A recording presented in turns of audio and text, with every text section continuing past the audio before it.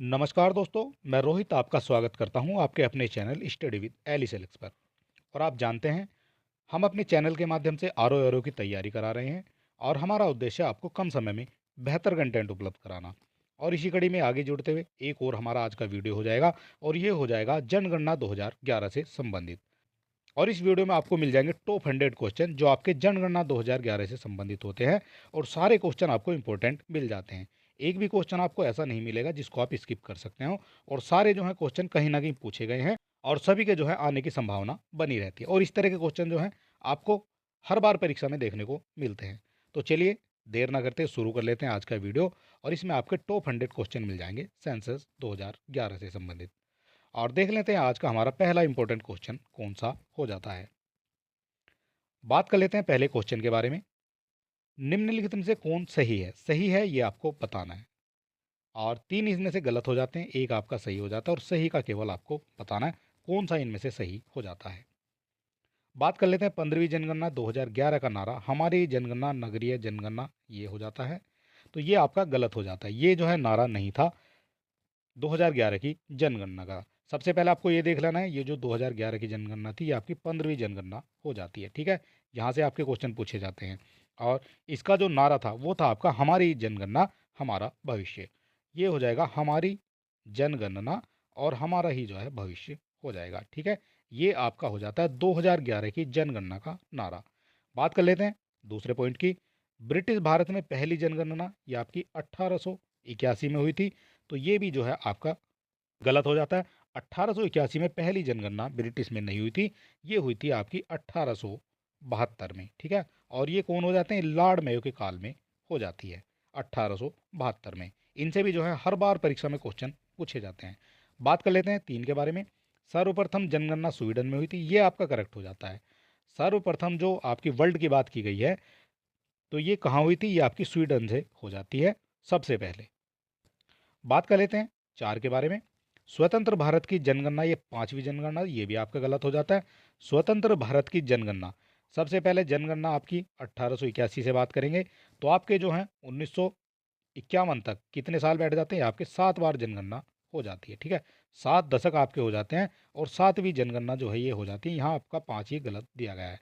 और आपको question number 1 का जो करेक्ट आंसर ये आपका हो जाता है सी, यानी ये ही आपका केवल करेक्ट हो जाता है। और बाकी जो है ये आपके सभी गलत हो जाते हैं। ठीक है, तो यहाँ थोड़े से हमारे जो है इंपॉर्टेंट पॉइंट दिए गए हैं।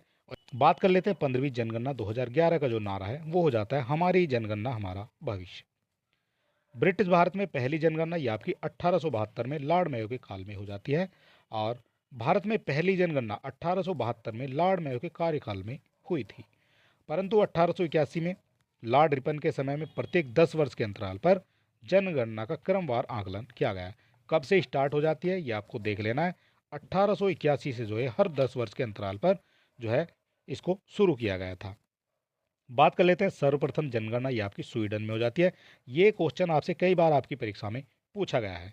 स्वतंत्र भारत की जनगणना ये आपकी 7वीं हो जाती है। ठीक है, 81 से लगाएंगे आप 1950 या 1951 तक, तो ये स्वतंत्र भारत की आपकी 7वीं जनगणना हो जाती है। बात कर लेते हैं अगले पॉइंट के बारे में।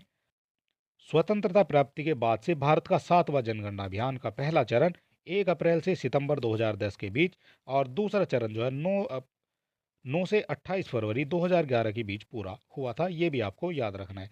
ये कौन सा हो जाता है? 7वां चरण हो जाता है 2010 में। बात कर लेते हैं क्वेश्चन नंबर 2 के बारे में। सारे क्वेश्चन आपको इंपॉर्टेंट मिल जाएंगे और इसमें हमारे रखे गए हैं टॉप 100 क्वेश्चन। ठीक है, और इनसे बाहर जो है क्वेश्चन ना ही कभी आया है और ना ही कभी आने की संभावना हो जाती है। बात कर लेते हैं दूसरे क्वेश्चन के बारे में। निम्नलिखित में से कौन गलत है? गलत आपसे पूछा गया, कौन सा गलत हो जाता है? भारत का क्षेत्रफल विश्व के क्षेत्रफल का 2.4% हो जाता है। तो ये तो आपका करेक्ट हो जाता है। भारत का क्षेत्रफल विश्व के क्षेत्रफल का 2.4% हो जाता है। भारत की जनगणना, भारत की जनसंख्या विश्व की कुल जनसंख्या का 17.5% है। ये भी आपका करेक्ट हो जाता है। भारत की जो जनसंख्या विश्व की जनसंख्या का 17.5% हो जाता है।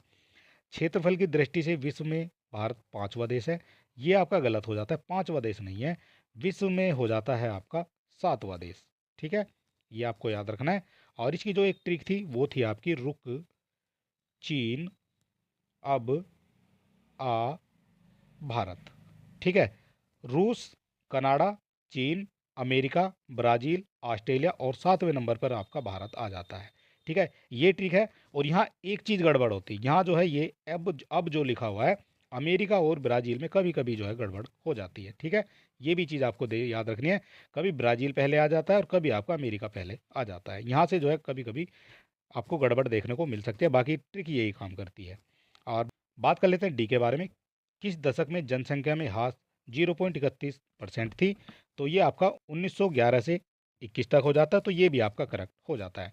1911 से 1921 तक जो है ये आपका जनसंख्या में ह्रास हो जाता है, और ये भी जो है कई बार आपकी परीक्षा में देखने को मिलता है। और आपसे पूछा गया था कौन सा गलत है, तो गलत आपका हो जाता है केवल सी। केवल सी जो है ये आपका गलत हो जाता है, बाकी आपके करेक्ट हो जाते हैं।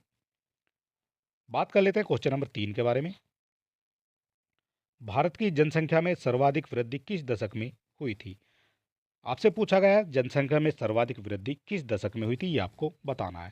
क्वेश्चन नंबर हो जाता है हमारा 3, और इसका करेक्ट आंसर आपका हो जाता है 1961 से 1971 तक। जनसंख्या में सर्वाधिक वृद्धि 1961 से 71 के बीच में हुई थी।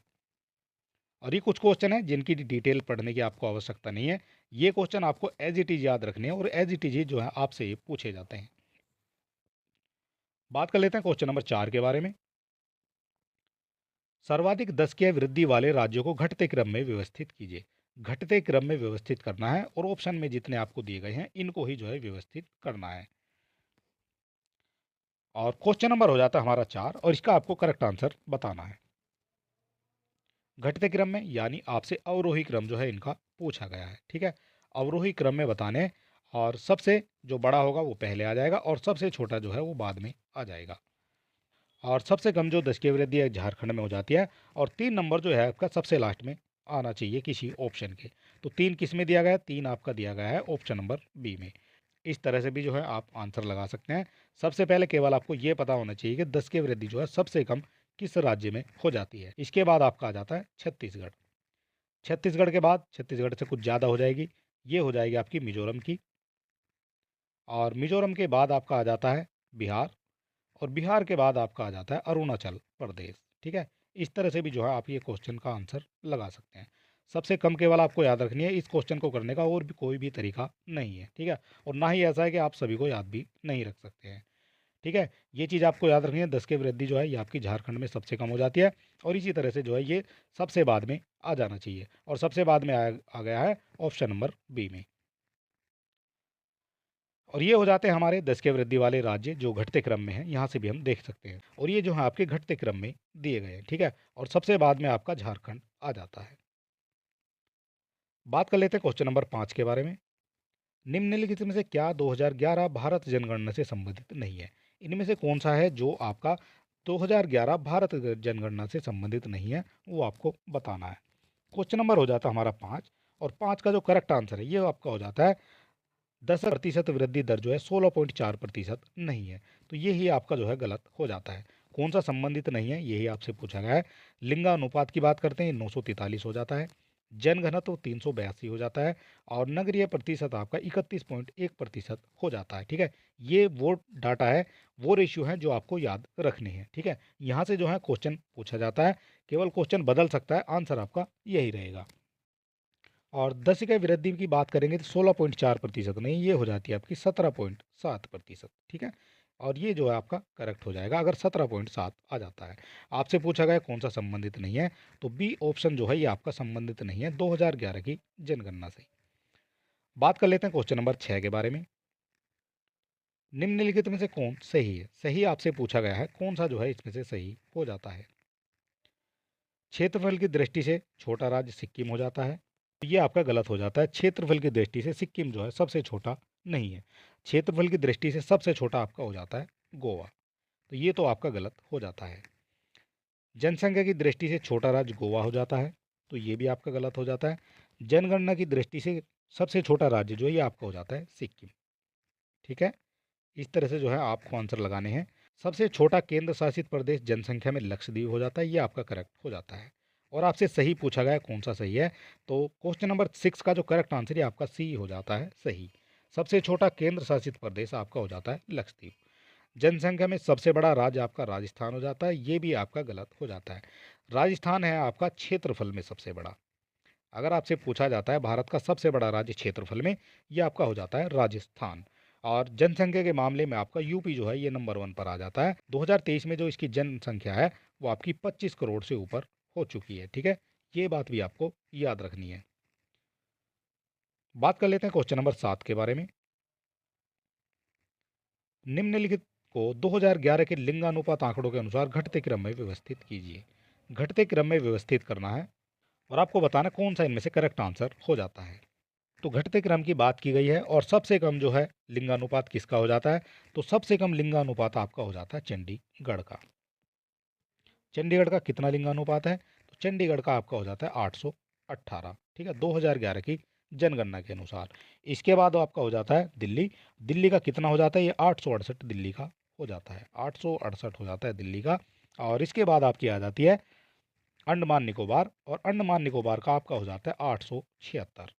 876 जो है लिंगानुपात हो जाता है। और इसके बाद आपका आ जाता है लक्षद्वीप। लक्षद्वीप का आपका हो जाता है 947। ठीक है, और पुडुचेरी है जो सबसे ज़्यादा जो लिंगानुपात हो जाता है, ये आपका हो जाता है 1037। 1037 आ जाता है आपका पुडुचेरी का। और इस हिसाब से आप कह सकते हैं कौन सा आपका जो है करेक्ट आंसर हो जाएगा। तो सबसे पहले आपका 4 आना है और सबसे लास्ट में जो है आपका आना है 818 यानी 2। ठीक है, और इस हिसाब से आपका जो करेक्ट आंसर हो जाएगा 4 और 2 सबसे बाद में। 4 आपका सबसे पहले इसमें दिया गया है और 2 भी जो है सबसे बाद में इसमें दिया गया है। और ऑप्शन नंबर सी जो है ये आपका करेक्ट हो जाता है। ठीक है, ये चीज़ें आपको याद रखनी है और इसी तरह से जो आप इन क्वेश्चन को कर सकते हैं। और आपका जो करेक्ट आंसर ये आपका 7 का सी हो जाता है। और यहाँ हम देखेंगे कुछ रेशियो। शीर्ष लिंगानुपात वाले केंद्र शासित प्रदेश कौन कौन से हो जाते हैं। पुडुचेरी हो जाता है, ये हमने बता दिया आपको। इसके बाद लक्षद्वीप आ जाता है। इसके बाद अंडमान एवं निकोबार द्वीप आ जाता है। इसके बाद दिल्ली आ जाती है और सबसे बाद में आपका आ जाता है चंडीगढ़। ठीक है, ये चीज़ें आपको याद रखनी है। और न्यूनतम लिंगानुपात वाले 3 केंद्र शासित प्रदेश कौन से हो जाते हैं, ये भी आपको याद रखने जरूरी हो जाते हैं। न्यूनतम की बात करेंगे तो ये आपका 618 जो है ये आपका दमन और दीव हो जाता है। इसके बाद आपका आ जाता है दादरा और नगर हवेली। और तीसरे नंबर पर आपका चंडीगढ़ आ जाता है। ठीक है, चंडीगढ़ से पहले आपके 2 हो जाते हैं, दमन दीव और दादरा और नगर हवेली। ये भी आपको याद रखना है। सबसे कम वाले से क्वेश्चन पूछा जाएगा और सबसे ज़्यादा वाले से भी क्वेश्चन पूछा जाएगा। बात कर लेते हैं क्वेश्चन नंबर 8 के बारे में। 2011 की जनगणना के अनुसार निम्नलिखित राज्यों को उनके जनसंख्या घनत्व के आरोही क्रम में क्रमबद्ध कीजिए। आरोही क्रम में यानी बढ़ते क्रम में जो है आपको बताना है। ठीक है, आरोही क्रम होता है आपका बढ़ता क्रम। और ऑप्शन के हिसाब से जनसंख्या घनत्व की बात करेंगे तो जो आपका उत्तर प्रदेश है, उत्तर प्रदेश का आपका हो जाता है 829। 829 हो जाता है उत्तर प्रदेश का। और हरियाणा का हो जाता है आपका 573। तमिलनाडु का आपका 555 हो जाता है। और बात करते हैं राजस्थान की, तो राजस्थान का आपका 200 हो जाता है। तो सबसे पहले आपका 4 आ जाना चाहिए यानी राजस्थान। और बढ़ते क्रम की बात की गई है तो बढ़ते क्रम में सबसे ऊपर हमारा उत्तर प्रदेश आ जाता है, यानी 1 नंबर जो है सबसे बाद में आ जाएगा और 4 नंबर जो है सबसे पहले आ जाएगा। और 4 सबसे पहले दिया गया है ऑप्शन नंबर 3 में, और ऑप्शन नंबर 3 में ही जो 1 जो है सबसे बाद में दिया गया है। क्वेश्चन नंबर 8 का जो करेक्ट आंसर ये आपका हो जाता है सी। ठीक है, ये आपका हो गया है क्वेश्चन नंबर 8। बात कर लेते हैं इंपॉर्टेंट पॉइंट से। जनसंख्या घनत्व को अवरोही क्रम जो है क्या हो जाता है, उत्तर प्रदेश जो है ये सबसे पहले आ जाता है। और इसके बाद आपका इससे थोड़ा सा कम हो जाएगा हरियाणा, इससे कम हो जाएगा तमिलनाडु, और सबसे कम पे आपका राजस्थान आ जाता है जनसंख्या घनत्व में। ठीक है, यहाँ जो है ये आपका अवरोही क्रम दिखाया गया है। और अगर अभी तक आपने हमारे चैनल को सब्सक्राइब नहीं किया तो आप सब्सक्राइब कर सकते हैं। वीडियो को अपने दोस्तों में भी शेयर कर सकते हैं। और हमें मोटिवेट करने के लिए एक लाइक तो आपका बनता है। और इस वीडियो की फ्री पीडीएफ पाने के लिए आप हमारे टेलीग्राम चैनल से जुड़ सकते हैं और अब आप हमारे व्हाट्सएप चैनल से भी जुड़ सकते हैं, और इन दोनों के लिंक आपको डिस्क्रिप्शन में मिल जाएंगे। बात कर लेते हैं क्वेश्चन नंबर 9 के बारे में। 2011 की जनगणना के अनुसार निम्नलिखित राज्यों को उनके साक्षरता के अवरोही क्रम में क्रमबद्ध कीजिए। साक्षरता कितनी है वो आपको बताना है। सबसे ज़्यादा किस में है ऑप्शन के हिसाब से। ठीक है, सबसे ज़्यादा ऑप्शन के हिसाब से किस में है ये आपको बताना है। और वैसे सबसे ज़्यादा की बात करते हैं तो आपका केरल हो जाता है नंबर 1 पे, लेकिन ऑप्शन में केरल आपको नहीं दिया गया है। सबसे पहले बात कर लेते हैं महाराष्ट्र की। महाराष्ट्र की आपकी 82.3 हो जाती है साक्षरता दर। और इसके बाद आपकी आ जाती है मणिपुर। मणिपुर की हो जाती है आपकी 79.2। 79.2 मणिपुर की हो जाती है। मिजोरम की बात करेंगे 91 पर आ जाता है, 91.3% साक्षरता दर हो जाती है मिजोरम की। और तमिलनाडु की बात करेंगे तो 80.1% ये हो जाता है, ठीक है। और इस हिसाब से आप कह सकते हैं अवरोही क्रम आपसे पूछा गया, यानी घटता क्रम। नीचे की तरफ हम चलेंगे ऊपर की तरफ से, तो सबसे पहले कौन सा आ जाता है? सबसे पहले आपका आ जाता है मिजोरम, यानी 3 नंबर जो है सबसे पहले आ जाएगा।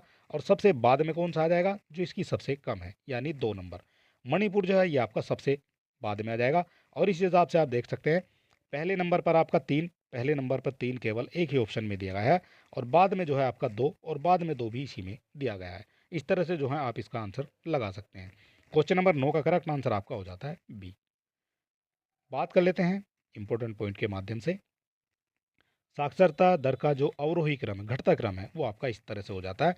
मिजोरम, उसके बाद महाराष्ट्र, उसके बाद तमिलनाडु, और उसके बाद जो है मणिपुर आ जाता है। बात कर लेते हैं क्वेश्चन नंबर 10 के बारे में। जनगणना 2011 के अनुसार निम्नलिखित में से किसमें अनुसूचित जाति की कुल जनसंख्या का प्रतिशत सबसे कम हो जाता है? अनुसूचित जाति का जनसंख्या का प्रतिशत जो है सबसे कम हो जाता है, किस में हो जाता है? त्रिपुरा, असम, मेघालय, या फिर आपका पश्चिमी बंगाल। और इसका जो करेक्ट आंसर ये आपका हो जाता है मेघालय। मेघालय में अनुसूचित जाति का कुल जो प्रतिशत है वो आपका सबसे कम हो जाता है। और यहाँ देख लेते हैं आंकड़ों के हिसाब से त्रिपुरा में कितनी जो है अनुसूचित जाति हो जाती है, 17.8। पश्चिमी बंगाल में आपकी हो जाती है 23.5। असम में 7.2 हो जाती है। और मेघालय में आपकी 0.6% जो है अनुसूचित जाति हो जाती है, ठीक है। ये चीज़ें भी आपको याद रखनी है। और आपसे पूछा गया सबसे कम किस में है, तो सबसे कम आपकी मेघालय में हो जाती है। और हमने मेघालय ही आपको बता दिया है। बात कर लेते हैं क्वेश्चन नंबर 11 से। जनगणना 2011 के अनुसार निम्नलिखित में से किसमें सर्वाधिक जनजाति जनसंख्या पाई जाती है? जनजाति सबसे ज़्यादा किस में पाई जाती है, ये आपको बताना है। क्वेश्चन नंबर हो जाता है हमारा 11। और इसका जो करेक्ट आंसर ये आपका हो जाता है महाराष्ट्र। ऑप्शन के हिसाब से बात कर रहे हैं, महाराष्ट्र में सबसे ज़्यादा जनसंख्या, जो जनजाति जनसंख्या, वो पाई जाएगी। अगर बात करेंगे बिना ऑप्शन के, तो सबसे ज़्यादा जो ये आपकी जनजाति जनसंख्या मध्य प्रदेश में पाई जाती है, सबसे ज़्यादा जनजाति, ठीक है। ये भी आपको याद रखना है, सबसे ज़्यादा जनजाति अगर आपसे पूछी जाती है मध्य प्रदेश हो जाता है। और अगर ऑप्शन के हिसाब से बात करते हैं तो आपका महाराष्ट्र जो है सबसे पहले नंबर पर आ जाता है। बात कर लेते हैं इससे बनने वाले इंपॉर्टेंट पॉइंट के बारे में। शीर्ष अनुसूचित जनजाति वाले राज्य कौन से हो जाते हैं? मध्य प्रदेश 1 नंबर पर आ जाता है, सबसे ज़्यादा मध्य प्रदेश में हो जाएगी। दूसरे नंबर पर महाराष्ट्र, तीसरे पर ओडिशा, और 4 पर आपका राजस्थान, और 5 पर आपका जो है गुजरात आ जाता है, ठीक है, जनजाति जनसंख्या के मामले में। बात कर लेते हैं क्वेश्चन नंबर 12 से संबंधित। निम्नलिखित में से कौन सा कथन सही है? सही कथन आपको बताना है कौन सा हो जाएगा। बात कर लेते हैं पहले कथन के बारे में। भारत का अधिकतम जनसंख्या घनत्व वाला राज्य जो पश्चिमी बंगाल हो जाता है, तो ये आपका हो जाता है गलत। सबसे ज़्यादा जनगण घनत्व वाला जो ये आपका पश्चिमी बंगाल नहीं है, सबसे ज़्यादा घनत्व वाला राज्य आपका हो जाता है बिहार, ठीक है। ये आपको याद रखना है, बिहार हो जाता है सबसे ज़्यादा घनत्व वाला राज्य। तो पहला तो आपका गलत हो जाता है। बात कर लेते हैं दूसरे के बारे में। भारत का न्यूनतम जनसंख्या घनत्व वाला राज्य अरुणाचल प्रदेश हो जाता है, तो ये आपका करेक्ट हो जाता है, ठीक है। दूसरा आपका करेक्ट हो जाता है, बिहार के बाद जो है ये आपका अरुणाचल प्रदेश आ जाता है। और ऑप्शन में हमारा दिया गया है बी, यानी 2 जो है ये हमारा करेक्ट हो जाता है। बात कर लेते हैं क्वेश्चन नंबर 13 के बारे में। न्यूनतम पुरुष साक्षरता प्रतिशत वाला राज्य इनमें से कौन सा हो जाता है? न्यूनतम प्रतिशत साक्षरता की बात की गई है, ये किस में हो जाता है, ये आपको बताना है। क्वेश्चन नंबर हो जाता है हमारा 13। और इसका जो करेक्ट आंसर ये आपका हो जाता है अरुणाचल प्रदेश। न्यूनतम पुरुष साक्षरता प्रतिशत वाला राज्य अरुणाचल प्रदेश हो जाता है। बात कर लेते हैं इससे बनने वाले इंपॉर्टेंट पॉइंट के बारे में।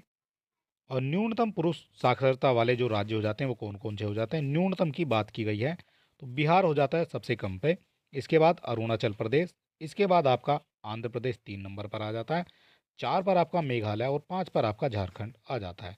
सबसे नंबर 1 पर आपका बिहार है, ये तो आपको याद ही रखना है। और सर्वाधिक पुरुष साक्षरता प्रतिशत वाले 3 राज्य कौन-कौन से हो जाते हैं, ये भी आपको याद रखना है। सर्वाधिक 3 आपसे पूछे जाएँगे और सर्वाधिक न्यूनतम वाले भी आपसे पूछे जाएँगे। तो सर्वाधिक की बात करेंगे 96.1% जो है साक्षरता दर हो जाती है पुरुषों में, ये आपकी केरल हो जाता है।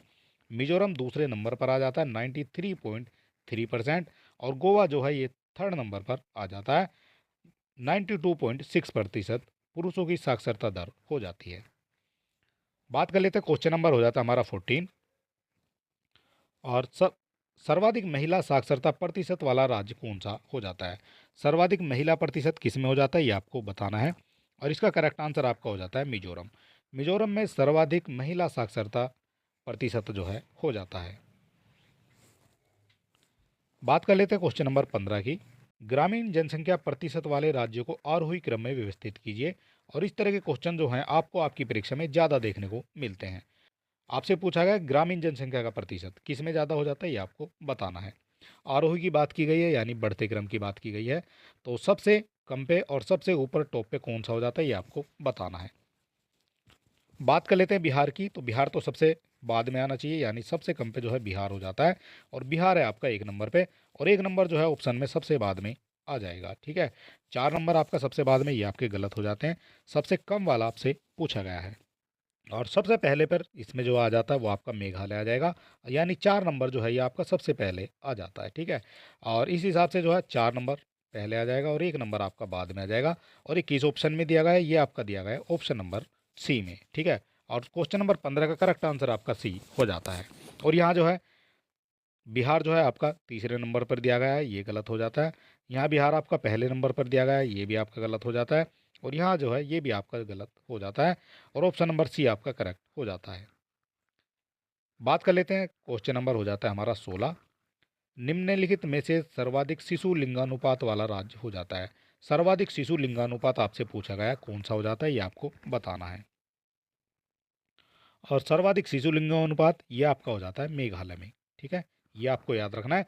1 लाइनर क्वेश्चन होते हैं और ये केवल इसी तरह से याद रखने पड़ते हैं। बात कर लेते हैं क्वेश्चन नंबर 17 के बारे में। निम्नलिखित में से कौन सर्वाधिक नगरीय जनसंख्या वाला राज्य हो जाता है।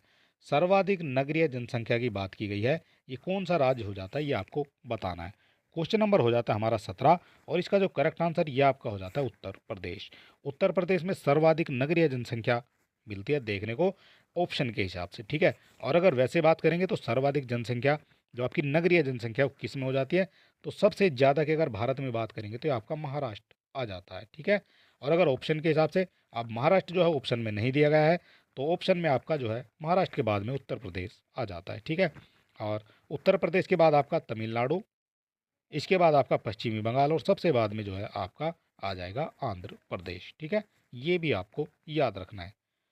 बात कर लेते हैं क्वेश्चन नंबर 18 के बारे में। सर्वाधिक दशकीय वृद्धि वाला केंद्र शासित प्रदेश निम्नलिखित में से कौन सा हो जाता है। सर्वाधिक दशकीय वृद्धि की बात की गई है, तो दशकीय वृद्धि सर्वाधिक किस केंद्र शासित प्रदेश में हुई है ये आपको बताना है। क्वेश्चन नंबर हो जाता है हमारा 18 और इसका करेक्ट आंसर आपका हो जाता है सी यानी दादरा एवं नगर हवेली। दादरा एवं नगर हवेली में दशकीय वृद्धि जो है सबसे ज़्यादा हुई है, ये भी आपको याद रखना है। बात कर लेते हैं क्वेश्चन नंबर 19 के बारे में। 2011 में किस धर्म के लोगों का लिंग अनुपात सबसे कम पाया गया है। 2011 की जनगणना के हिसाब से सबसे कम लिंगानुपात जो है ये आपका पाया गया है सिख धर्म का। सिख धर्म का जो लिंगानुपात है ये सबसे कम पाया गया है 2011 की जनगणना के अनुसार। बात कर लेते हैं क्वेश्चन नंबर 20 के बारे में। साक्षरता प्रतिशत में दूसरा स्थान निम्नलिखित में से किस केंद्र शासित प्रदेश का आ जाता है। दूसरे स्थान की बात की गई है, तो सबसे पहले अगर दूसरा स्थान आपको बताना है, सबसे पहले आपको पता होना चाहिए पहले स्थान पर कौन है। पहले स्थान पर आपका लक्षद्वीप आ जाता है और तीसरे नंबर पर आपका आ जाता है चंडीगढ़। ठीक है, चंडीगढ़ जो है आपको ऑप्शन में नहीं दिया गया है। ठीक है, इसी हिसाब से दूसरा हो जाता है आपका दमन एवं दीव। ठीक है, और ऑप्शन नंबर सी आपका करेक्ट हो जाता है। और यहाँ आपसे एक क्वेश्चन और बन सकता है, न्यूनतम आपसे पूछी जा सकती है। यहाँ तो आपकी जो है दूसरा स्थान पूछा गया, न्यूनतम जो है साक्षरता ये किसकी हो जाती है ये भी आपसे पूछा जा सकता है। तो न्यूनतम आपकी हो जाती है दादरा और नगर हवेली की। ये जो है ये आपका न्यूनतम में आ जाता है दादरा और नगर हवेली। ठीक है, बात कर लेते हैं क्वेश्चन नंबर 21 के बारे में। निम्नलिखित में सर्वाधिक जैन जनसंख्या प्रतिशत कहाँ पाई जाती है? जैन जनसंख्या की बात की गई है, ये कहाँ पाई जाती है ये आपको बताना है। क्वेश्चन नंबर हो जाता है हमारा 21 और इसका जो करेक्ट आंसर ये आपका हो जाता है गुजरात। गुजरात है ऑप्शन के हिसाब से। और अगर बात करते हैं पूरे भारत की, तो पूरे भारत में जैन जनसंख्या ये आपकी महाराष्ट्र में जो है सबसे ज़्यादा पाई जाती है। महाराष्ट्र के बाद आपका आ जाता है दूसरे नंबर पर गुजरात और तीसरे नंबर पर आपका राजस्थान भी आ जाता है। ठीक है, इस तरह से जो है आपको 1, 2 और 3 नंबर केवल याद रखने हैं। यहाँ से आपके क्वेश्चन पूछे जाते हैं। जैन जनसंख्या की बात की गई है तो आपकी ऑप्शन के हिसाब से आपका गुजरात जो है सबसे ज़्यादा हो जाता है। बात कर लेते हैं क्वेश्चन नंबर 22 के बारे में। देश में पहली बार जनसंख्या नीति की घोषणा की गई थी। देश में पहली बार जनसंख्या नीति की घोषणा की गई थी, ये कब की गई थी ये आपको बताना है। और इसका करेक्ट आंसर आपका हो जाता है 1976 में। देश में पहली बार जनसंख्या नीति की घोषणा 1976 में हो जाती है। बात कर लेते हैं क्वेश्चन नंबर 23 के बारे में। निम्नलिखित में से न्यूनतम हिंदू जनसंख्या रहती है। हिंदू जनसंख्या न्यूनतम रहती है, कहाँ रहती है? लक्षद्वीप में, हिमाचल प्रदेश में, नागालैंड में या फिर आपका मिजोरम में। क्वेश्चन नंबर हो जाता है हमारा 23 और इसका जो करेक्ट आंसर ये आपका हो जाता है मिजोरम में। मिजोरम में सबसे कम न्यूनतम हिंदू जनसंख्या रहती है। बात कर लेते हैं क्वेश्चन नंबर 24 के बारे में। निम्नलिखित धर्म समुदाय में साक्षरता प्रतिशत सर्वाधिक हो जाता है। साक्षरता की जो दर है वो सर्वाधिक प्रतिशत किस में हो जाता है ये आपको बताना है। 24 की बात की गई है और इसका जो करेक्ट आंसर ये आपका हो जाता है बौद्ध में। बौद्ध में जो है ऑप्शन के हिसाब से सबसे ज़्यादा जो साक्षरता दर है बौद्ध में हो जाती है। अगर बात करते हैं पूरे भारत की, तो पूरे भारत में आपकी जैन समुदाय नंबर 1 पे आ जाता है साक्षरता के मामले में। इसके बाद आपके जो ईसाई हैं ये भी आपके दूसरे नंबर पर आ जाते हैं और तीसरे नंबर पर आपके बौद्ध आ जाते हैं साक्षरता दर के मामले में। ठीक है, ये भी आपको याद रखना है। 1 नंबर, 2 नंबर पर ईसाई और 3 नंबर पर आपके बौद्ध आ जाते हैं। और ऑप्शन के हिसाब से बात करेंगे तो आपका डी जो है ये आपका सबसे ज़्यादा सर्वाधिक प्रतिशत वाला जो है समुदाय हो जाता है। बात कर लेते हैं क्वेश्चन नंबर 25 के बारे में। सूची 1 को सूची 2 से सुमेलित करना है। इधर आपके राज्य हो जाते हैं और इधर आपके जनगणत्व हो जाता है। तो हमें पता है राजस्थान का, और राजस्थान का जनगणत्व जो है हो जाता है आपका 200। ठीक है, 200 जो है ये राजस्थान का जनगणत्व हो जाता है। और सी का आपका जो है 4 किस में दिया गया है? सी का 4 आपका दिया गया है 2 ऑप्शन में, तो 2 तो आपके एलिमिनेट हो जाते हैं। और 2 आपके एलिमिनेट हो जाते हैं, 2 आपके बच जाते हैं। इसके बाद बात कर लेते हैं बिहार की। तो बिहार का कितना हो जाता है? और बिहार का जो जनघनत्व है ये जो है सबसे ज़्यादा हो जाता है और ये हो जाता है आपका 11.1106, यानी 1106 हो जाता है बिहार का। और डी का आपका 2 हो जाता है और डी का 2 आपका दोनों ही ऑप्शन में दिया गया है। इसके बाद बात कर लेते हैं मध्य प्रदेश की। तो मध्य प्रदेश का कितना जनघनत्व हो जाता है? तो ये आपका 236 हो जाता है, 236 हो जाएगा महाराष्ट्र का। और बी का आपका हो जाता है 1, और बी का 1 आपका दिया गया है ऑप्शन नंबर बी में। ठीक है, और ए का बचता है तो ए का आपका हो जाता है सी। ए का हो जाता है आपका 365 हो जाता है आपका महाराष्ट्र का। ठीक है, इस तरह से जो है आप इस क्वेश्चन को कर सकते हैं। बात कर लेते हैं क्वेश्चन नंबर 26 के बारे में। और ये भी जो है क्वेश्चन कुछ इसी तरह से दिया गया है। सूची 1 को सूची 2 से सुमेलित करना है। इधर आपके राज्य हो जाते हैं, इधर आपके शिशु लिंगानुपात हो जाता है। और शिशु लिंगानुपात ये आपका किस किस तरह से हो जाता है ये आपको बताना है। और क्वेश्चन नंबर हो जाता है हमारा ये 26। और इसका जो करेक्ट आंसर है ये आपका हो जाएगा उत्तर प्रदेश का शिशु लिंगानुपात आपके याद होना चाहिए कितना हो जाता है। तो उत्तर प्रदेश का आपका हो जाता है 902, और 902 आपका जो है दिया गया है ए में। ठीक है, डी का आपका 1 हो जाता है और डी का 1 आपका केवल एक ही ऑप्शन में दिया गया है और ये हो जाता है आपका ऑप्शन नंबर ए। 26 का आपका करेक्ट आंसर हो जाता है ए। और बाकी की बात कर लेते हैं। और हरियाणा का देखेंगे तो हरियाणा का आपका हो जाता है 834, पंजाब का हो जाता है 846 और हिमाचल प्रदेश का आपका 909 हो जाता है। ठीक है, इस तरह से जो है आप इस क्वेश्चन को कर सकते हैं। बात कर लेते हैं क्वेश्चन नंबर 27 के बारे में।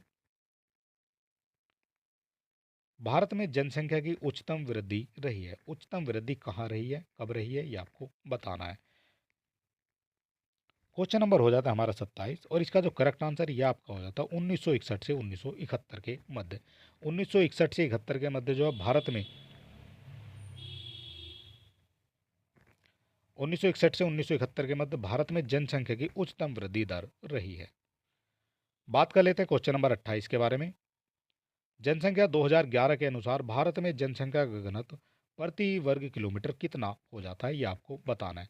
2011 की जनगणना के अनुसार पूरे भारत में जनसंख्या का घनत्व आपसे पूछा गया है, ये कितना हो जाता है? और इसका जो करेक्ट आंसर ये आपका हो जाता है 382। 382 जो है भारत का जनसंख्या घनत्व हो जाता है। बात कर लेते हैं क्वेश्चन नंबर 29 के बारे में। जनगणना 2011 के अनुसार भारत में लिंगानुपात कितना है? 2011 के अनुसार जो है लिंगानुपात कितना है? और ये छोटी छोटे क्वेश्चन है, ये आपको याद होने जरूरी हो जाते हैं। और इसका करेक्ट आंसर आपका हो जाता है 943।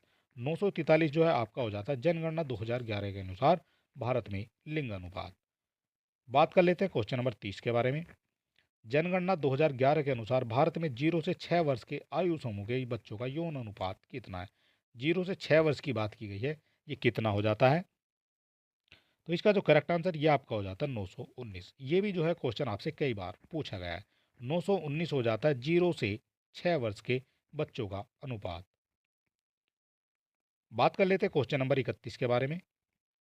जनगणना 2011 के अनुसार उत्तर प्रदेश के सबसे कम आबादी वाले जिलों का सही अवरोही क्रम बताना। अवरोही क्रम यानी घटता क्रम आपको बताना है कौन सा हो जाएगा। और ये कम आबादी वालों की बात की गई है।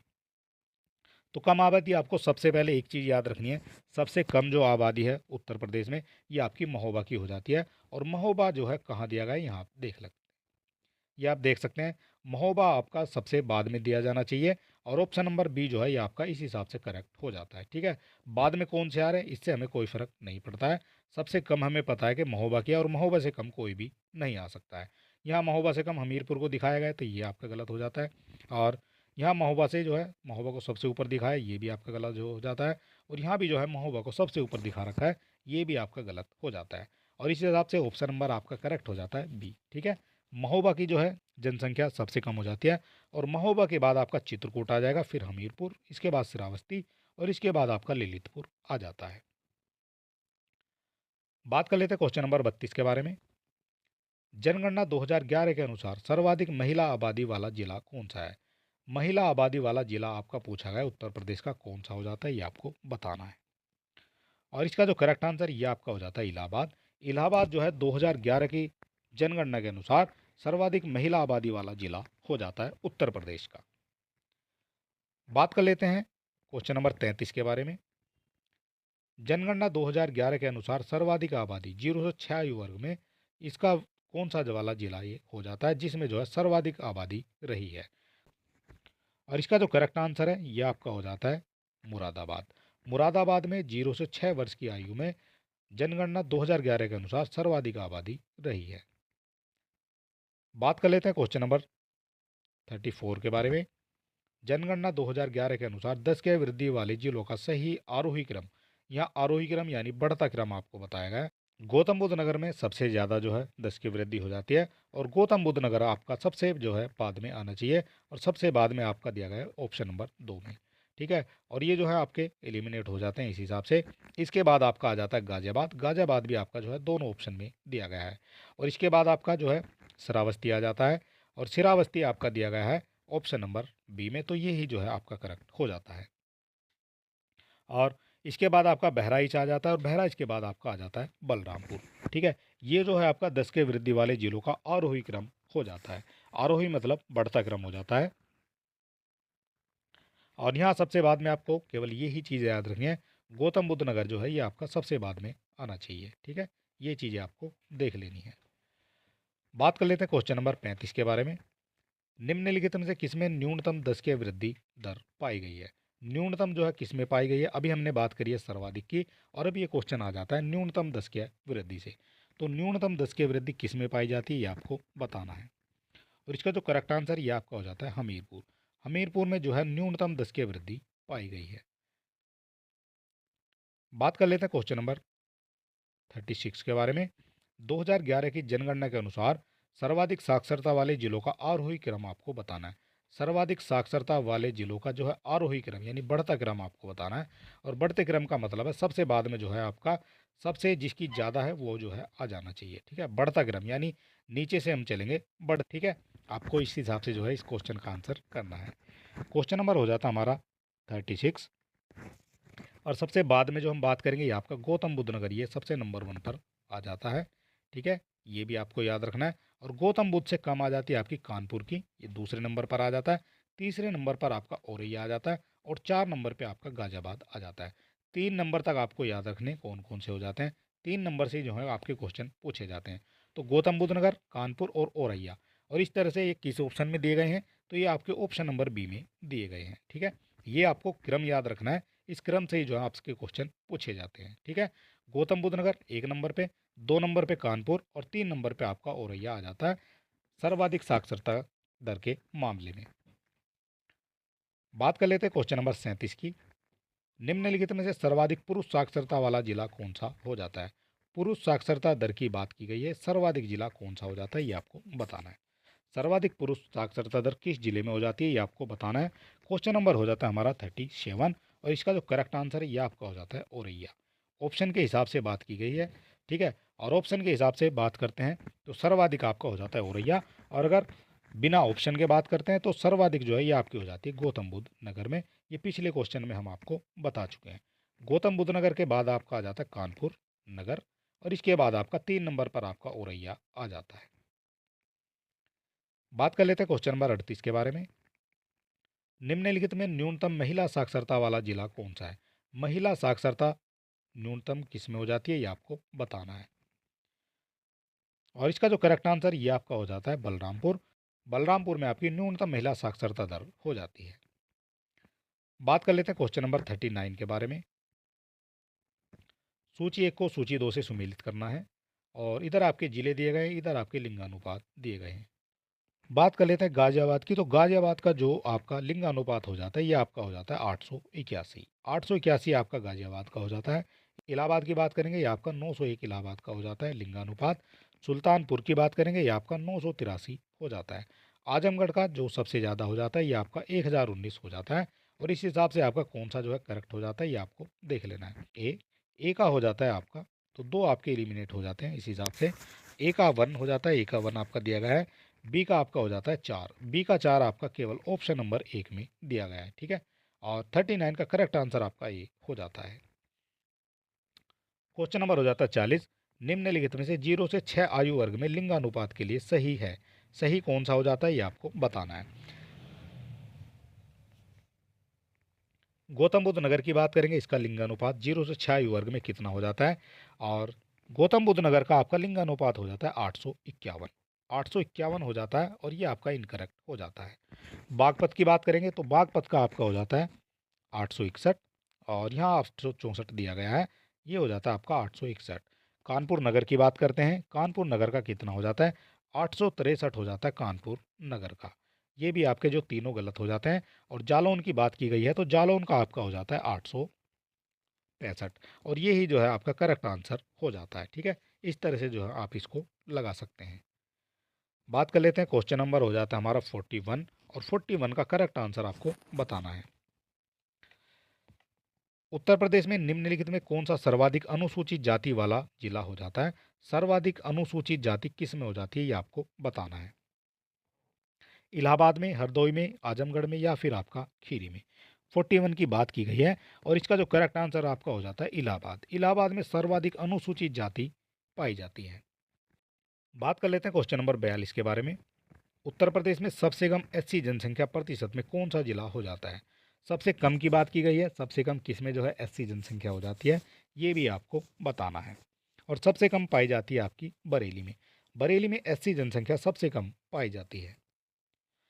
बात कर लेते हैं 43 के बारे में। निम्नलिखित में सर्वाधिक नगरीय जनसंख्या वाला जिला कौन सा हो जाता है। सर्वाधिक नगरीय जनसंख्या की बात की गई है, और ऑप्शन के हिसाब से बात करते हैं तो आपका जो है लखनऊ जो है ये आपका सर्वाधिक नगरीय जनसंख्या वाला हो जाता है। और अगर बिना ऑप्शन के अगर यूपी की बात करेंगे तो गाजियाबाद जो है ये आपका सबसे ज़्यादा नगरीय जनसंख्या वाला जिला हो जाता है। गाजियाबाद के बाद आपका लखनऊ आ जाता है 2 नंबर पर, और इसके बाद आपका कानपुर नगर आ जाता है 3 नंबर पर। 1 नंबर, 2 नंबर और आपके तीनों नंबर आपको याद रखने हैं। ये आपके हो जाते हैं सर्वाधिक नगरीय जनसंख्या वाले जिले। बात कर लेते हैं क्वेश्चन नंबर 44 के बारे में। न्यूनतम नगरीय जनसंख्या वाले जिलों को बढ़ते क्रम में व्यवस्थित कीजिए। न्यूनतम जनसंख्या को बढ़ते क्रम में जो है व्यवस्थित करना है, ये कौन कौन से हो जाते हैं ये आपको बताना है। और ये जो है श्रावस्ती सबसे पहले आ जाता है। श्रावस्ती का जो है न्यूनतम नगरीय जनसंख्या हो जाती है श्रावस्ती में। इसके बाद जो है बढ़ते क्रम की बात करेंगे तो इसके बाद आपका चित्रकूट आ जाता है, फिर कौशाम्बी आ जाता है, इसके बाद संत कबीर नगर और महाराजगंज जो है इसके बाद आ जाता है। और इस हिसाब से आपका जो ऑप्शन है ये आपका करेक्ट आंसर हो जाता है आपका सी। ठीक है, श्रावस्ती में जो है सबसे कम आपकी नगरीय जनसंख्या हो जाती है। बात कर लेते हैं क्वेश्चन नंबर 45 के बारे में। सर्वाधिक ग्रामीण जनसंख्या निम्नलिखित में से किस में पाई जाती है? ग्रामीण जनसंख्या की बात हो रही है, सबसे ज़्यादा किस में पाई जाती है ये आपको बताना है। क्वेश्चन नंबर हो जाता है हमारा 45 और इसका जो करेक्ट आंसर ये आपका हो जाता है आजमगढ़। आजमगढ़ में सबसे ज़्यादा जो है ग्रामीण जनसंख्या पाई जाती है। बात कर लेते हैं क्वेश्चन नंबर 46 के बारे में। सर्वाधिक अनुसूचित जनजाति वाला जिला निम्नलिखित में से कौन सा हो जाता है? सर्वाधिक अनुसूचित जनजाति वाले जिले की बात की गई है, ये कौन सा हो जाता है ये आपको बताना है। और इसका जो करेक्ट आंसर हो जाता है आपका बलिया। बलिया सर्वाधिक अनुसूचित जनजाति वाला जिला हो जाता है। और इस वीडियो में हमारे टॉप 100 क्वेश्चन हो जाते हैं और सारे क्वेश्चन जो है आपके लिए इंपॉर्टेंट हो जाते हैं। ठीक है, और ये सेम क्वेश्चन जो है इस तरह के क्वेश्चन पहले भी आपकी परीक्षा में पूछे गए हैं और इस बार भी पूछे जाने की पूरी संभावना हो जाती है। और चलिए बात कर लेते हैं क्वेश्चन नंबर 47 के बारे में। न्यूनतम अनुसूचित जनजाति वाला न्यूनतम अनुसूचित जनजाति संख्या प्रतिशत वाला जिला कौन सा हो जाता है? न्यूनतम की बात की गई है, न्यूनतम अनुसूचित जनजाति किस में पाई जाती है ये आपको बताना है। और इसका जो करेक्ट आंसर ये आपका हो जाता है बागपत।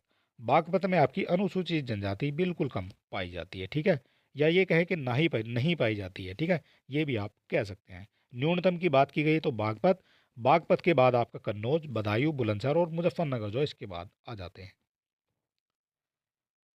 बात कर लेते हैं 48 के बारे में। निम्नलिखित में सर्वाधिक नगरीकृत देश हो जाता है। सर्वाधिक नगरीकृत देश कौन सा हो जाता है ये आपको बताना है। और इसका जो करेक्ट आंसर ये आपका हो जाता है मोनाको। मोनाको देश सर्वाधिक नगरीकृत देश हो जाता है। बात कर लेते हैं 49 के बारे में। 2011 की जनगणना के अनुसार उत्तर प्रदेश में मिलियन प्लस शहरों की संख्या कितनी है? मिलियन प्लस कितने हो जाते हैं ये आपको बताना है। और मिलियन प्लस शहर आपके हो जाते हैं 7। 49 का करेक्ट आंसर आपका हो जाता है बी यानी 7। 7 जो है शहर आपके मिलियन प्लस हो जाते हैं। बात कर लेते हैं क्वेश्चन नंबर 50 के बारे में।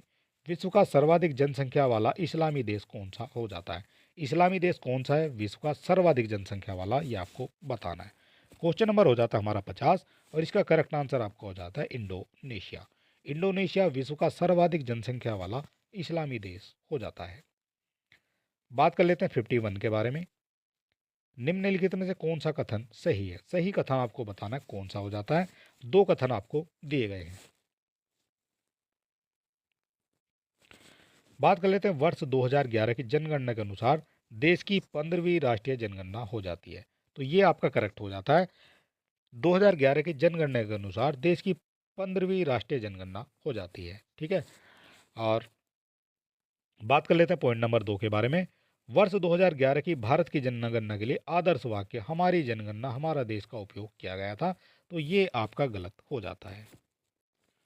और 2011 की भारत की जनगणना का जो आदर्श वाक्य था वो था आपका आवर सेंसस आवर फ्यूचर। ठीक है, ये आपका हो जाता है 2011 की जनगणना का आदर्श वाक्य। ठीक है, और इसको हिंदी में कहेंगे तो हमारी जनगणना हमारा भविष्य। हमारी जनगणना हमारा भविष्य, ये भी आपको याद रखना है। यहाँ से आपके क्वेश्चन पूछे जाते हैं। ठीक है, हमारी जनगणना हमारा भविष्य या अवर सेंसस अवर फ्यूचर, ये आपका आदर्श वाक्य हो जाता है 2011 की जनगणना का। और इस हिसाब से दूसरा जो है ये आपका गलत हो जाता है। और 51 का करेक्ट आंसर हो जाता है केवल एक। और चलिए बात कर लेते हैं क्वेश्चन नंबर 52 के बारे में। निम्नलिखित में से कौन सा कथन गलत हो जाता है? गलत कौन सा हो जाता है ये आपको बताना है। और पहला कथन देख लेते हैं।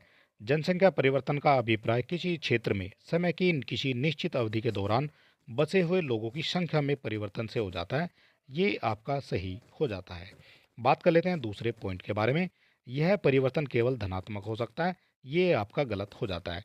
ये परिवर्तन धनात्मक भी हो सकता है और आपका ऋणात्मक भी हो सकता है। तो ये आपका हो जाता है गलत।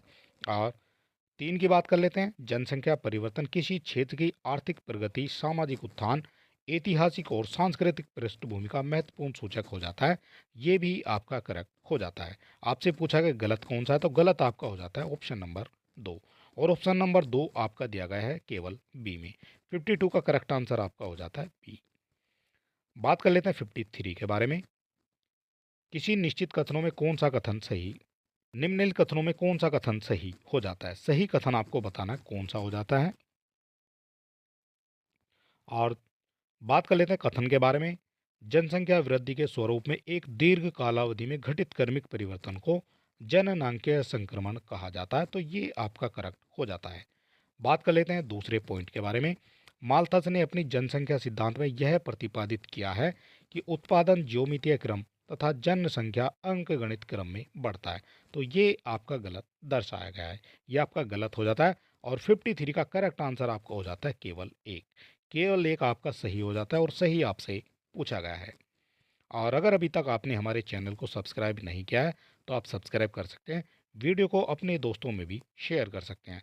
और इसकी फ्री पीडीएफ पाने के लिए आप हमारे टेलीग्राम चैनल से जुड़ सकते हैं। और अब आप हमारे व्हाट्सएप चैनल से भी जुड़ सकते हैं। इन दोनों के लिंक आपको डिस्क्रिप्शन में मिल जाएंगे। बात कर लेते हैं क्वेश्चन नंबर 54 के बारे में। भारत में जनसंख्या का क्रमवार आकलन अर्थात प्रथम नियमित जनगणना कब से प्रारंभ हो जाती है। नियमित की बात की गई है और नियमित आपकी हो जाती है 1881 से। और स्टार्ट की बात करते हैं तो ये आपका 1872 से लॉर्ड मेयो के काल में स्टार्ट की गई थी। जो आपकी क्रमवार जो है ये स्टार्ट हुई थी, ये आपकी 1881 में स्टार्ट हो जाती है। बात कर लेते हैं क्वेश्चन नंबर 55 के बारे में। भारत में बध्याकरण के प्रति लोगों की अनिच्छा के निम्नलिखित कारकों में से कौन से कारण हो जाते हैं, ये आपको बताना है। बध्याकरण की बात की गई है तो सबसे पहला जो कारण हो जाता है वो आपका अज्ञानता हो जाता है। दूसरा आपका हो जाता है धार्मिक विश्वास। तीसरा आपका मनोरंजन के साधनों में कमी। मनोरंजन के साधन नहीं थे तो इसलिए जो है ज़्यादा बच्चे जो है लोग करते थे। और लड़के की इच्छा ये भी एक बड़ा कारण हो जाता है। और उच्च शिशु मृत्यु दर, शिशु जो है ये ज़्यादा मरते थे उस समय, जो है देखभाल इतनी नहीं थी, इतनी जो है मेडिकल सेवाएं नहीं थी, इसलिए जो है लोग जो है बध्याकरण से कराने से डरते थे। ठीक है। और इस हिसाब से सारे ही जो है ऑप्शन आपके करेक्ट हो जाते हैं। आपसे पूछा गया कौन से कारक हो जाते हैं, तो उपयुक्त सभी कारक जो हैं ये आपके बध्याकरण में लोगों की अनिच्छा के कारण हो जाते हैं। बात कर लेते हैं 56 के बारे में। निम्नलिखित में से कौन सा युग्म सही सुमेलित नहीं है। नहीं है ये आपसे पूछा गया है। इधर वर्ष दिए गए हैं, इधर आपके लिंगानुपात दिए गए हैं। और 1881 की बात करेंगे ये आपका 934 हो जाता है। 1991 में आपका 927 हो जाता है। 2001 में आपका 931 नहीं है। 2001 में आपका 933 हो जाता है। और 2011 में आपका 943 हो जाता है। आपसे पूछा गया कौन सा सुमेलित नहीं है, तो 56 का आपका जो है ये आपका सुमेलित नहीं है, सी। बात कर लेते हैं 57 के बारे में। निम्नलिखित में कौन सा कथन गलत है। गलत कथन आपको बताना है कौन सा हो जाता है। और भारत में जनसंख्या में सर्वाधिक प्रतिशत बदलाव जो है ये 1971 में देखने को मिला है, तो ये तो आपका करेक्ट हो जाता है। उस समय 10 की वृद्धि 24.80% रही थी, ये भी आपका करेक्ट हो जाता है। और आपका जो है दोनों करेक्ट हो जाते हैं। और आपसे पूछा गया कौन सा गलत है, तो गलत तो कोई सा भी नहीं है। और यहाँ देख लेते हैं इनमें से कोई सा भी नहीं। ठीक है। 57 का जो करेक्ट है ये आपका हो जाता है डी। इनमें से कोई भी जो है गलत नहीं है। बात कर लेते हैं 58 के बारे में। भारत में कुल जनसंख्या कितनी है 2011 की जनगणना के अनुसार कितनी हो जाती है, तो ये आपकी हो जाती है 121 करोड़। 121 करोड़ जो है ये आपकी हो जाती है राउंड फिगर में। और अगर आपको पूरी देखनी है तो 121 करोड़ 8,54,977 जो है ये आपकी एक्यूरेट हो जाती है। बात कर लेते हैं 59 के बारे में। सूची एक को सूची दो से सुमेलित करना है और आपको बताना है कौन सा इनमें से सही हो जाता है। सर्वाधिक साक्षरता वाला केंद्र शासित प्रदेश ये आपका लक्षद्वीप हो जाता है। सबसे बड़ा केंद्र शासित प्रदेश ये आपका दिल्ली हो जाता है। और सर्वाधिक लिंगानुपात वाला ये आपका हो जाता है पुडुचेरी। और न्यूनतम शिशु लिंगानुपात ये आपका हो जाता है, कौन सा राज्य हो जाता है शिशु लिंगानुपात में, तो ये आपका हो जाता है हरियाणा। इस हिसाब से आप कह सकते हैं ए का 4 और ए का 4 आपका दिया गया है ऑप्शन नंबर बी में। बी का हो जाता है 1, सी का 2, डी का 3 आपका हो जाता है।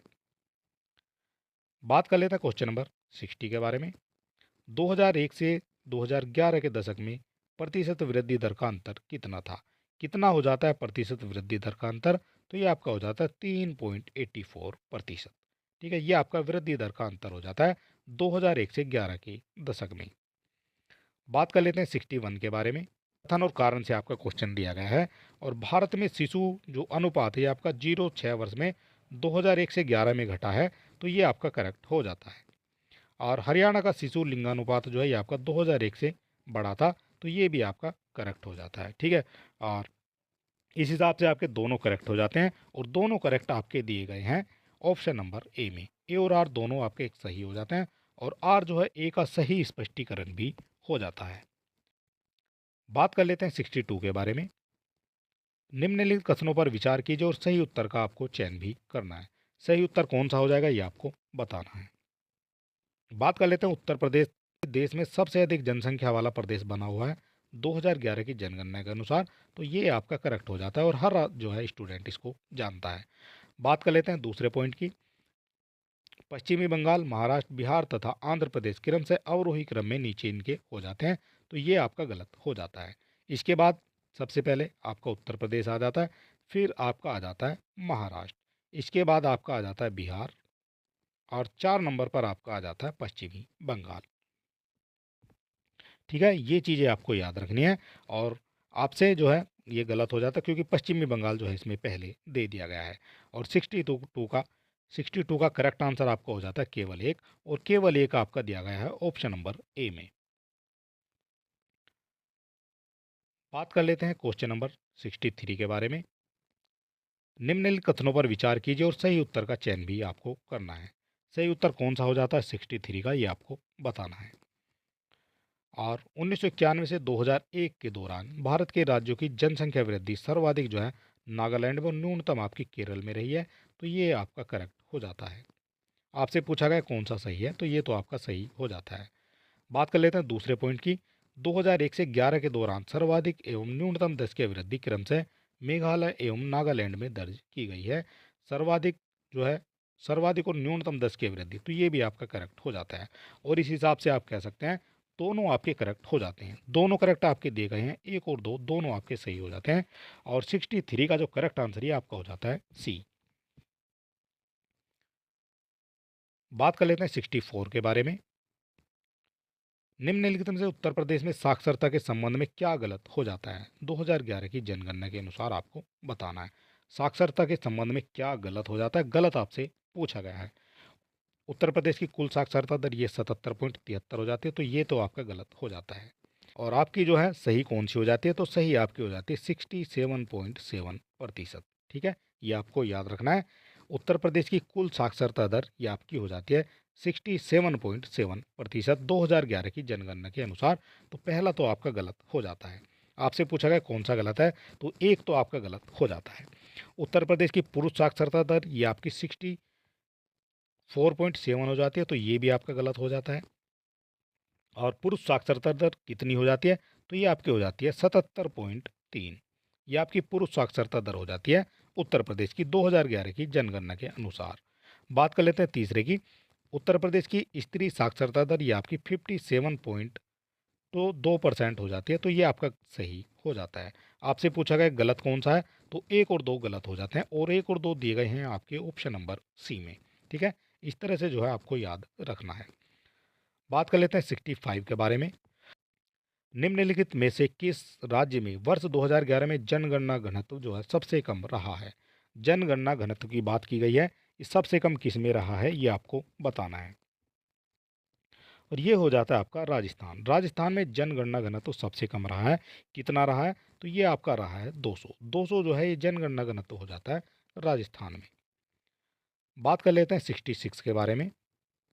2011 की जनगणना के अंतिम आंकड़ों के अनुसार कौन सा कथन सही है? सही कथन कौन सा है ये आपको बताना है। भारत की साक्षरता दर 73% हो जाती है, तो ये आपका करेक्ट हो जाता है। भारत की साक्षरता दर हो जाती है आपकी 73% 2011 की जनगणना के अनुसार। दूसरा पॉइंट देखते हैं। भारत में पुरुषों की साक्षरता दर ये आपकी 80.9% हो जाती है, ये भी आपका करेक्ट हो जाता है। 2011 की जनगणना के अनुसार 80.9% हो जाती है भारत में पुरुषों की साक्षरता दर। और बात कर लेते हैं 3 के बारे में। भारत में महिलाओं की साक्षरता दर ये आपकी 63.3% हो जाती है, तो ये आपका गलत हो जाता है। 63.3% नहीं है, महिलाओं की हो जाती है आपकी 60.6%। 64.6% हो जाती है महिलाओं की साक्षरता दर 2011 की जनगणना के अनुसार। और आपका जो है 3 है, ये आपका गलत हो जाता है। आपसे पूछा गया सही कौन सा है, तो 1 और 2 सही हो जाते हैं, और 1 और 2 दिए गए हैं आपके ऑप्शन नंबर ए में। बात कर लेते हैं 67 के बारे में। जनगणना 2011 के अनुसार साक्षरता दर में उत्तर प्रदेश का क्रम राज्यों में केंद्र शासित प्रदेशों में कितना हो जाता है। राज्यों में और केंद्र शासित प्रदेशों में कितना हो जाता है, ये आपको बताना है। साक्षरता दर में उत्तर प्रदेश की स्थिति आपको बतानी है। ये हो जाती है आपकी 29 नंबर पे। 29 नंबर पर हो जाती है उत्तर प्रदेश में साक्षरता दर में उत्तर प्रदेश की स्थिति। बात कर लेते हैं 68 के बारे में। निम्नलिखित राज्यों में किसमें 2011 जनगणना के अनुसार पुरुष और स्त्री के साक्षरता के प्रतिशत दरों में न्यूनतम अंतर हो जाता है। अब कौन से राज्य में 2011 जनगणना के अनुसार पुरुष और स्त्री के साक्षरता के प्रतिशत में दरों में न्यूनतम अंतर हो जाता है, ये आपको बताना है। और इसका जो करेक्ट आंसर है ये आपका हो जाता है मेघालय। मेघालय में जो है न्यूनतम अंतर हो जाता है स्त्री साक्षरता दर में और पुरुष साक्षरता दर में। पुरुषों की हो जाती है 2011 के अनुसार 76%, और महिला की हो जाती है आपकी 72.9%, और इसको कहते हैं न्यूनतम अंतर। बात कर लेते हैं 69 के बारे में। कथन और कारण से आपका क्वेश्चन दिया गया है। चीन में नगरीकरण का स्तर भारत के नगरीकरण के स्तर से काफ़ी अधिक है, और ये जो है आपका करेक्ट हो जाता है। चीन का स्तर जो है भारत के नगरीकरण के स्तर से काफ़ी अधिक हो जाता है। बात कर लेते हैं बी की। भारतीय नगरों में नियोजित नगरों की जनसंख्या जो है काफ़ी कम हो जाती है, तो ये भी आपका करेक्ट हो जाता है। और इस हिसाब से आपके दोनों करेक्ट हो जाते हैं, लेकिन जो है ये स्पष्टीकरण इसका नहीं होता है, और ये दिया गया है आपका ऑप्शन नंबर बी में। ए और आर दोनों सही हो जाते हैं, और ए से आपका आर का कोई संबंध नहीं है, इसीलिए जो है आर ए की सही स्पष्टीकरण नहीं है। बात कर लेते हैं क्वेश्चन नंबर 70 के बारे में। भारत में किसी अधिवास को नगरीय क्षेत्र घोषित करने के लिए किन शर्तों का होना जरूरी हो जाता है। किन शर्तों का होना जरूरी हो जाता है, ये आपको बताना है। कम से कम 4000 जनसंख्या हो, तो ये तो आपका गलत हो जाता है। कौन सी शर्तें जरूरी होती हैं, तो पहला जो है ये आपका गलत हो जाता है। और पुरुष कार्यशील जनसंख्या का कम से कम 50% और गैर कृषि व्यवसाय में कार्यरत हो, ऐसा भी नहीं है। नगरीय क्षेत्र घोषित करने के लिए ये जरूरी नहीं है। और 500 व्यक्ति प्रति वर्ग किलोमीटर जनगणना हो, तो ये भी आपका जो है जरूरी नहीं होता है। और ये जो है सारे ही गलत हो जाते हैं, और सारे गलत आपके दिए गए हैं ऑप्शन नंबर डी में। इनमें से कोई भी जो है सही नहीं है, ठीक है, ये आपको याद रखना है। और कम से कम आपकी जनसंख्या कितनी होनी चाहिए, तो कम से कम आपकी जनसंख्या होनी चाहिए 5000, ठीक है, नगरीय क्षेत्र घोषित करने के लिए। और आपको दिया गया 50% जो है गैर कृषि कार्यों में व्यय, तो ये आपका हो जाता है 75%। जनसंख्या का कम से कम 75% गैर कृषि व्यवसाय में कार्यरत होना चाहिए। और बात कर लेते हैं कम से कम 500 व्यक्ति प्रति वर्ग किलोमीटर जनघनत्व हो, तो ये भी आपका गलत हो जाता है। यहाँ आपका 400 व्यक्ति प्रति वर्ग किलोमीटर का जनघनत्व होना अनिवार्य हो जाता है, ठीक है।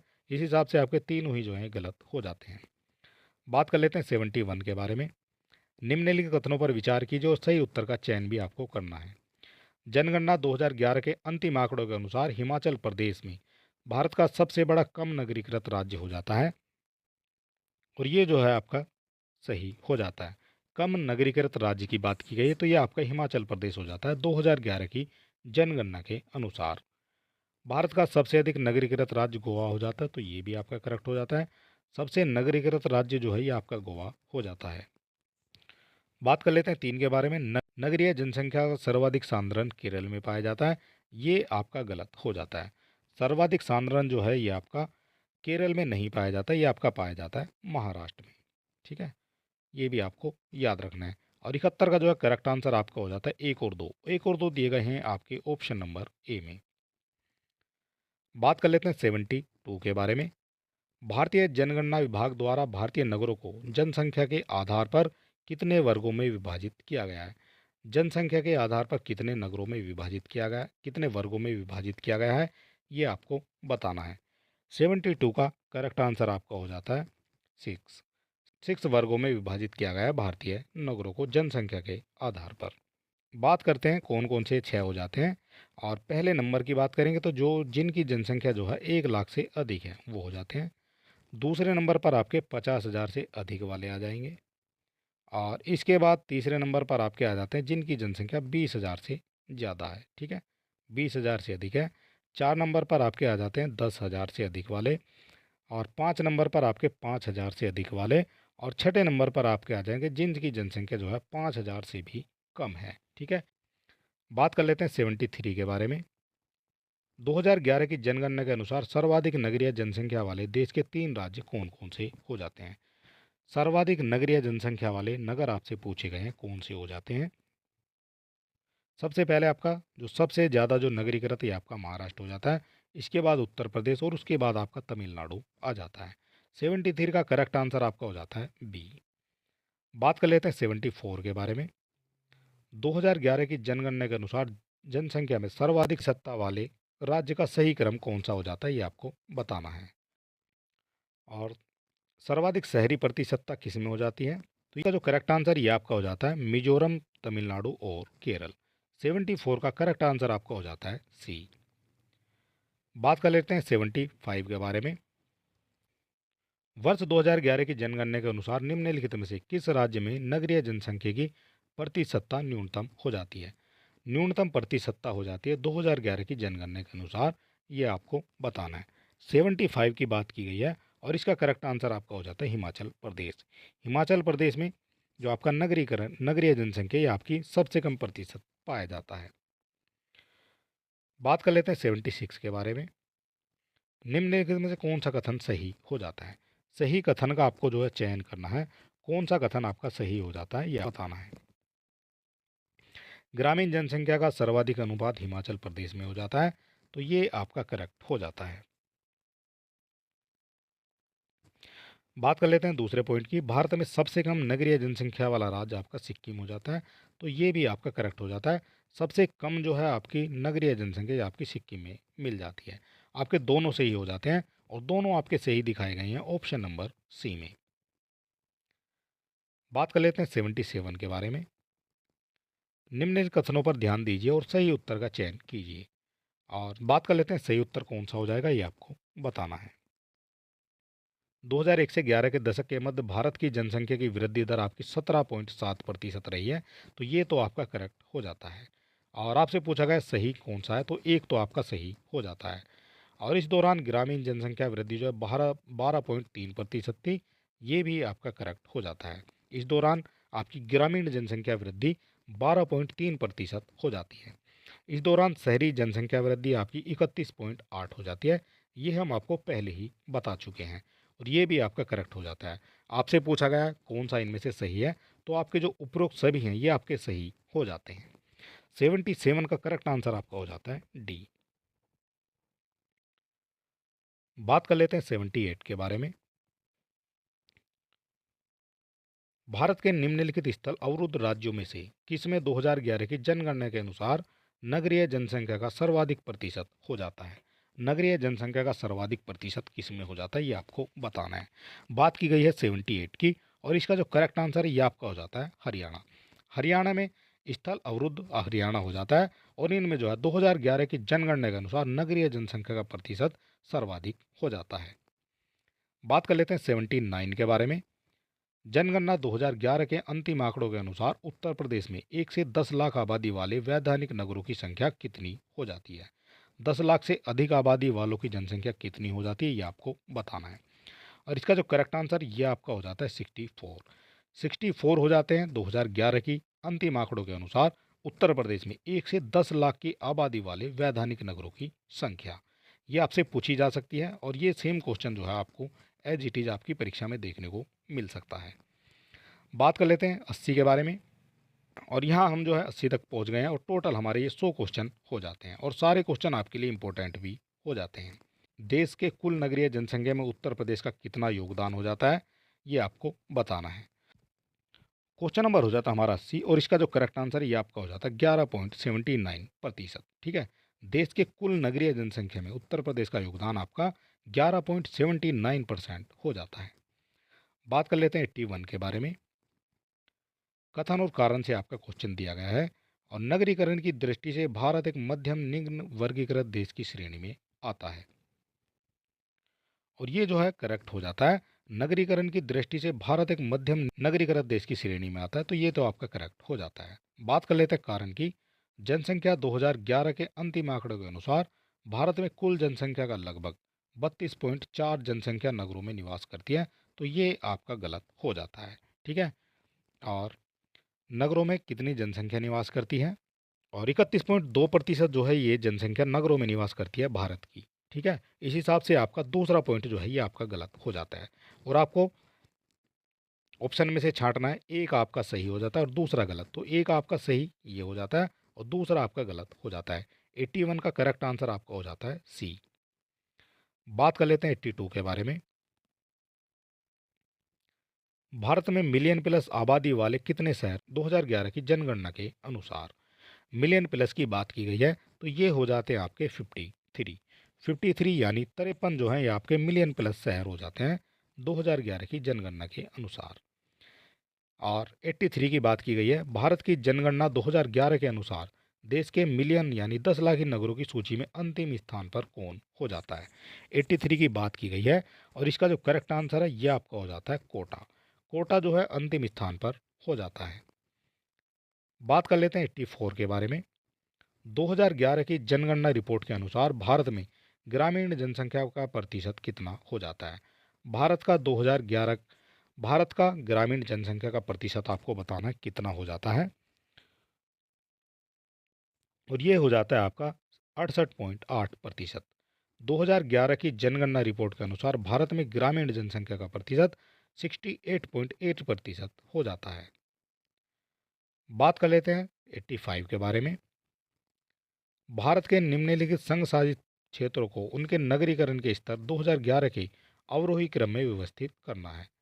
अवरोही क्रम में व्यवस्थित करना है और आपको बताना कौन सा इनमें से सही हो जाता है। अवरोही क्रम की बात की गई है यानी घटते क्रम की बात की गई है, तो सबसे बाद में आपका दमनदीव आ जाता है।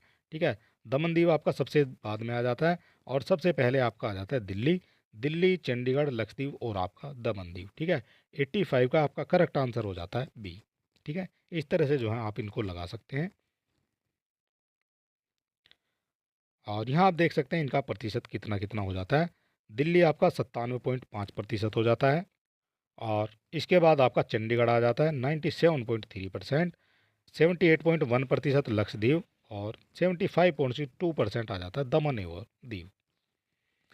बात कर लेते हैं 86 के बारे में।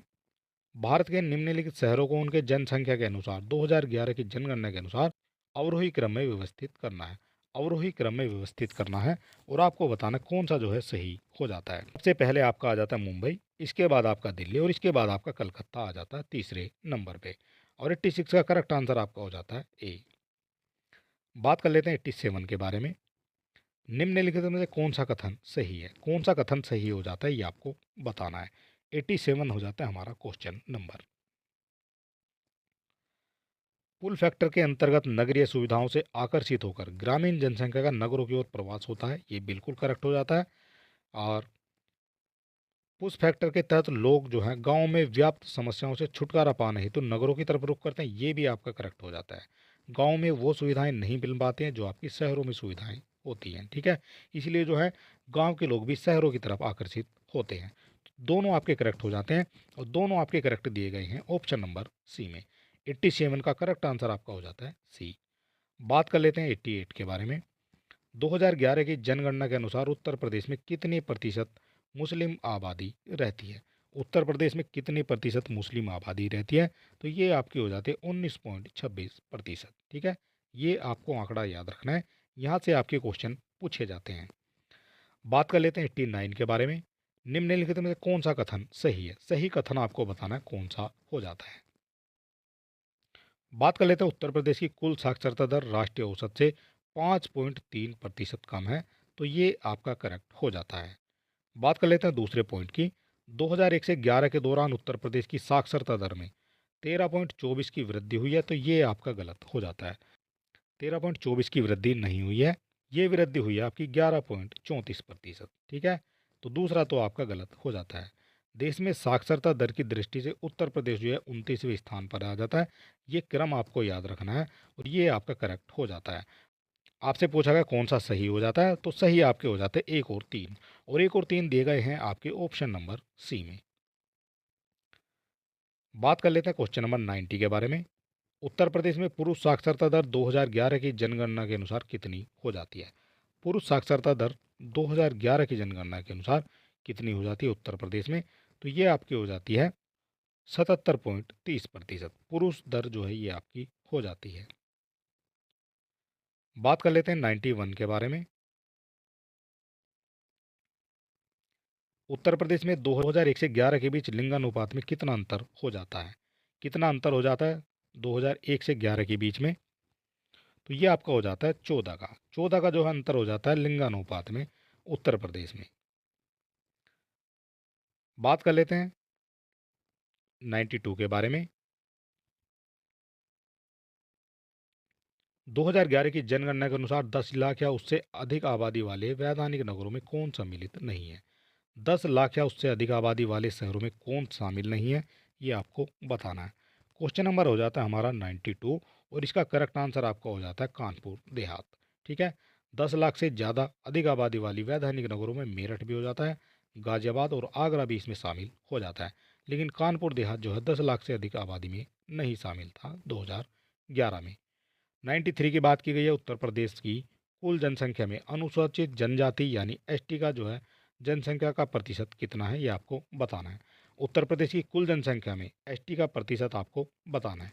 93 की बात की गई है और इसका करेक्ट आंसर हो जाता है आपका 0.6%। ठीक है, ये आपका जो है प्रतिशत हो जाता है आपका अनुसूचित जनजाति का। बात कर लेते हैं 94 के बारे में। न्यूनतम जनघनत्व वाले जिलों को बढ़ते क्रम में व्यवस्थित करना है। न्यूनतम जनघनत्व वाले जिलों को बढ़ते क्रम में जो है व्यवस्थित करना है। कौन कौन से हो जाते हैं ये आपको बताना है। तो सबसे पहले हमें इनके जो है जनघनत्व कितने कितने हो जाते हैं ये आपको पता होना चाहिए। ललितपुर की बात करते हैं तो ललितपुर का आपका हो जाता है 242 जनघनत्व हो जाता है। और इसके बाद जो है बात कर लेते हैं महोबा की, तो महोबा का कितना हो जाता है 279 हो जाता है महोबा का। हमीरपुर की बात करेंगे, हमीरपुर का आपका 275 हो जाता है। और बात कर लेते हैं आपकी सोनभद्र की, तो सोनभद्र का आपका हो जाता है 270। आपसे पूछा गया है जो बढ़ता क्रम कौन सा हो जाएगा, तो सबसे आप पहले आपके जो कम वाले हैं वो आपको देख लेने हैं। तो सबसे पहले कम कितना है, तो सबसे पहले आपका ललितपुर आ जाता है। तो 4 नंबर जो है ये आपका सबसे पहले आ जाता है। ठीक है, 2 आपके एलिमिनेट हो जाते हैं। इसके बाद किसका कम हो जाता है, 270 पे आ जाता है आपका सोनभद्र।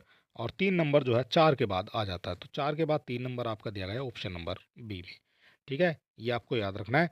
इसके बाद आपका आ जाता है हमीरपुर और हमीरपुर के बाद आपका आ जाता है महोबा। ठीक है, और जनघनत्व वाले जिलों को जो बढ़ते क्रम में आपने व्यवस्थित कर दिया है। बात कर लेते हैं 95 के बारे में। 2001 से 11 के दशक में उत्तर प्रदेश में महिला साक्षरता में कितने प्रतिशत की वृद्धि हो जाती है? कितने प्रतिशत की वृद्धि हो जाती है ये आपको बताना है। क्वेश्चन नंबर हो जाता है हमारा 95 और इसका जो करेक्ट आंसर है ये आपका हो जाता है 15%। 2001 से 11 के दशक में उत्तर प्रदेश में महिला साक्षरता दर में 15% की वृद्धि हो जाती है। बात कर लेते हैं 96 के बारे में। 2011 की जनगणना के अनुसार 0.6 वर्ष के बच्चों का लिंगानुपात राष्ट्रीय स्तर पर कितना हो जाता है? राष्ट्रीय स्तर पर कितना हो जाता है ये आपको बताना है। और इसका जो करेक्ट आंसर ये आपका हो जाता है 919। 919 हो जाता है राष्ट्रीय स्तर पर। ठीक है, ये आपको याद रखना है 2011 की जनगणना के अनुसार। बात कर लेते हैं 97 के बारे में। 2011 की जनगणना के अनुसार सभी राज्यों में लिंगानुपात में उत्तर प्रदेश का क्या स्थान हो जाता है? उत्तर प्रदेश का स्थान आपसे पूछा गया क्या हो जाता है, और इसका जो स्थान हो जाता है आपका 26। 2011 की जनगणना के अनुसार सभी राज्यों में लिंगानुपात में उत्तर प्रदेश का स्थान आपका 26वां हो जाता है। बात कर लेते हैं 98 के बारे में। उत्तर प्रदेश में अनुसूचित जाति यानी एससी जनसंख्या का सर्वाधिक प्रतिशत वाला जिला कौन सा हो जाता है? आपसे पूछा गया है अनुसूचित जाति जो है सबसे ज़्यादा किस जिले में पाई जाती है ये आपको बताना है। 98 की बात की गई है और ये सबसे ज़्यादा पाई जाती है आपकी कौशाम्बी में। कौशाम्बी में सबसे ज़्यादा अनुसूचित जाति पाई जाती है। बात कर लेते हैं 99 के बारे में। उत्तर प्रदेश में सबसे कम अनुसूचित जाति जो है ये जनसंख्या वाला जिला कौन सा हो जाता है, ये आपको बताना है। सबसे कम अनुसूचित जाति वाला जिला कौन सा हो जाता है, तो ये हो जाता है आपका बागपत। बागपत में बहुत ही कम जो है अनुसूचित जाति पाई जाती है। बात कर लेते हैं क्वेश्चन नंबर 100 के बारे में, और ये हमारा आज का लास्ट क्वेश्चन हो जाता है। उत्तर प्रदेश में प्रतिशत की दृष्टि से शीर्ष हिंदू आबादी वाला जिला कौन सा हो जाता है। शीर्ष यानी सबसे ज़्यादा जो हिंदू आबादी है किस में हो जाती है, ये आपको बताना है। तो सबसे ज़्यादा हिंदू आबादी हो जाती है आपकी चित्रकूट में। चित्रकूट के बाद आपका आ जाता है ललितपुर। ठीक है, ललितपुर आ जाता है इसके बाद 2 नंबर पे, और 3 नंबर पे आपका आ जाता है मैनपुरी। इनमें जो है सबसे ज़्यादा हिंदू आबादी हो जाती है। ठीक है, और क्वेश्चन नंबर हमारे हो गए हैं 100। और अगर अभी तक आपने हमारे चैनल को सब्सक्राइब नहीं किया है तो आप सब्सक्राइब कर सकते हैं। वीडियो को अपने दोस्तों में भी शेयर कर सकते हैं, और इसकी फ्री पीडीएफ पाने के लिए आप हमारे टेलीग्राम चैनल से जुड़ सकते हैं, और अब आप हमारे व्हाट्सअप चैनल से भी जुड़ सकते हैं। दोनों के लिंक आपको डिस्क्रिप्शन में मिल जाएंगे। और ये हमारी हो जाती है टॉप 100 जो आपके सेंसस के क्वेश्चन थे उनसे संबंधित। और उम्मीद है कि इनसे जो है क्वेश्चन आपको काफ़ी जो है देखने को मिलेंगे। और चलिए दोस्तों, मिलते हैं नेक्स्ट वीडियो में, और तब तक के लिए नमस्कार।